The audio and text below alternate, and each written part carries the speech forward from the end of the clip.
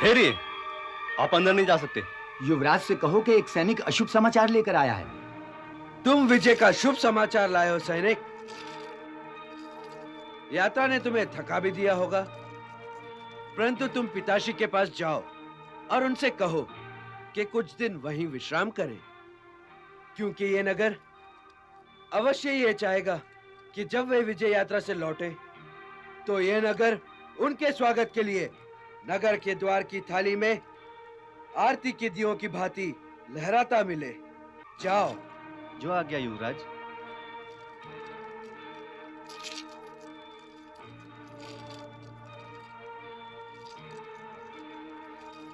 यदि मैं पिताश्री के साथ गया होता तो हमारे इतने सैनिक न मारे गए होते और स्वयं पिताश्री भी घायल न हुए होते।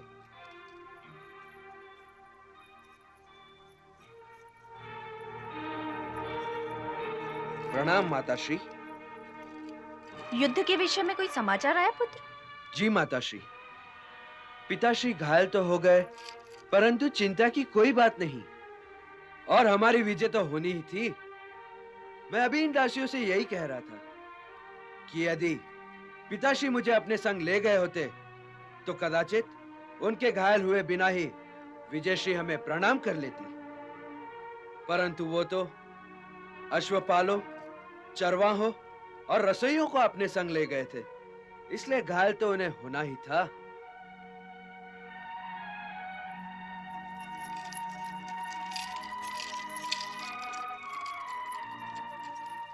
क्या समाचार आया प्रियानुज?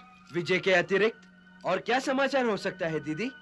पिताश्री के स्वागत की तैयारियां करो। बृहन्नला तो कह ही रही थी कि जिस सेना के साथ बल्लभ जाएगा उसकी कभी पराजय हो ही नहीं सकती।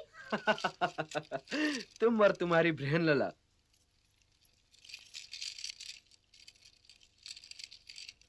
युवराज की जय हो। तुम क्या शुभ समाचार लाए हो? मैं अशुभ समाचार लेकर आया हूँ युवराज। अशुभ समाचार?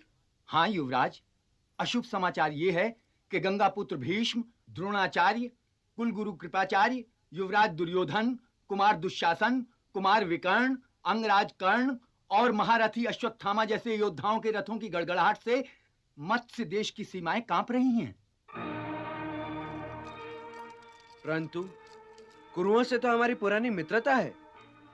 राजनीति में शत्रुता और मित्रता को भिन्न करने वाली रेखा बहुत पतली होती है युवराज। तुम ठीक कहती हो। तुम अशुभ समाचार नहीं लाए, बहुत शुभ समाचार लाए हो। तुम इस समाचार को शुभ समाचार कहते हो पुत्र? जी माताश्री, नामों से भयभीत हो जाना किसी क्षत्रिय को शोभा नहीं देता। गंगापुत्र भीष्म, द्रोणाचार्य और कृपाचार्य तो बूढ़े हो चुके हैं और धृतराष्ट्र पुत्रों तथा अंगराज इत्यादि तो भला मेरे सामने कितनी देर टिक सकेंगे?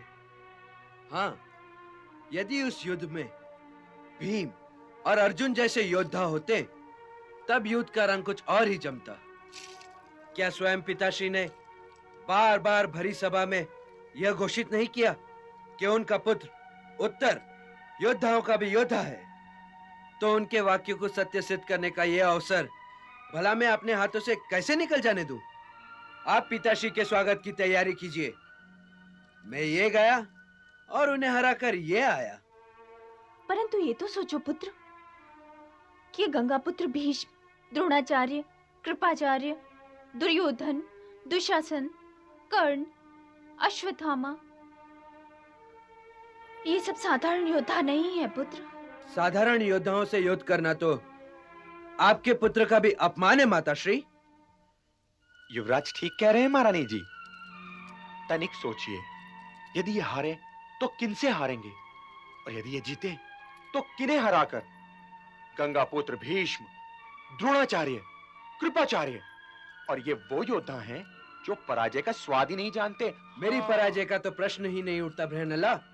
तुम इतना सोचो कि उन्हें हराकर मैं तुम्हारे पांडवों और तुम्हारी महारानी द्रौपदी के अपमानों का बदला लूंगा।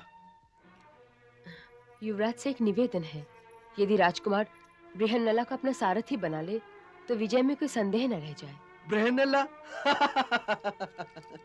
मैं कोई संगीतशाला में नहीं जा रहा हूँ सैरेंद्री, मैं तो रणभूमि की ओर जा रहा हूँ।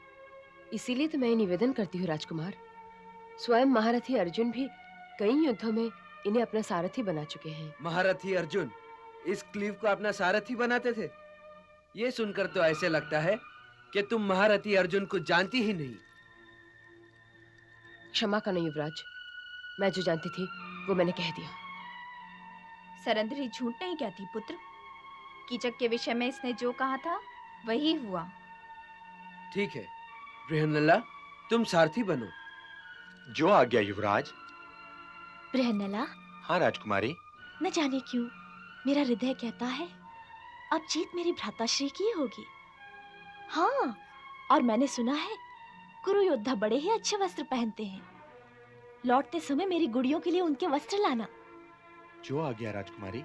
और फिर युवराज की विजय के उपरांत उन शवों के वस्त्र उतारने में भला कितना समय लगेगा? परंतु गंगा पुत्र भीष्म, द्रोणाचार्य, वे तो श्वेत वस्त्र पहनते हैं राजकुमारी। अच्छा, तो ठीक है, उनके वस्त्र नहीं लाना। जो आज्ञा राजकुमारी, जो आज्ञा।